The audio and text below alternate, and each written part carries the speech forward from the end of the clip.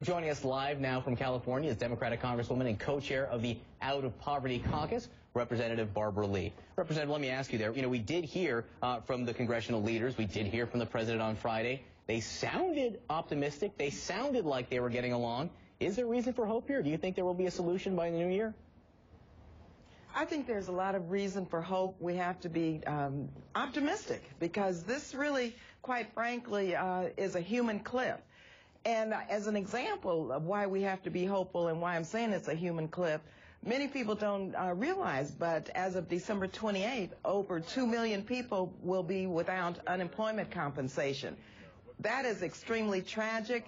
What I don't want to see, though, in these negotiations, low-income people, senior citizens, I don't want to see the unemployed be part of a deal that could cut their benefits because, of course, we know 60% of discretionary spending is in defense. And so as we move forward, we have to be optimistic, but we also have to be realistic that we have to have the tax cuts that the president has wanted and talked about ending for those who make over $250,000, the millionaires and the billionaires. Congresswoman Ron Brown, from National Journal. Can I ask you about that? The president has said that tax rates for those at the top have to go up. He has not said they have to go all the way back up to their level at the Clinton years. One possible compromise seems to be a smaller increase in tax rates coupled with some limit on deductions.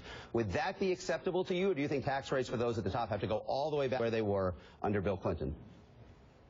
Well, I must say that I believe that the tax cuts that President Bush enacted during his administration need to end, and that is the $250,000 and above. We are talking about tax cuts for 98% of the public. We're talking about tax cuts for middle-income individuals, for low-income individuals, the child tax credit. We're talking about tax cuts that affect 98% of the people, and so however they work this out, I hope that we do not see the extension of tax cuts for those making over $250,000. And Congresswoman, this is Charles Blood. Just check, are you open to the idea of entitlement reform as part of this deal personally?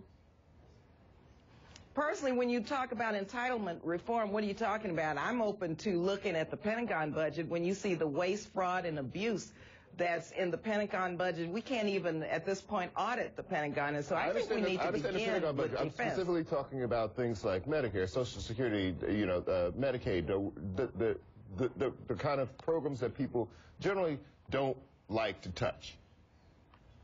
No, we should not touch that because, first of all, for Medicare, and Social Security, these are programs that people have worked for. These are programs also that address those who are low income and who are poor.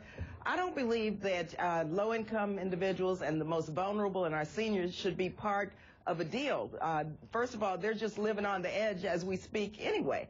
And so why should they have to bear the brunt of the cuts when we're talking about finding a revenue to be able to really balance the budget, create a path toward deficit reduction, and really reignite the American dream for everyone. So I don't believe that entitlement cuts that would affect the poor and seniors and low-income individuals should really be on the table.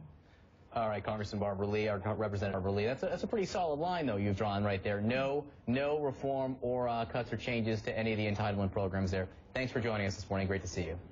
And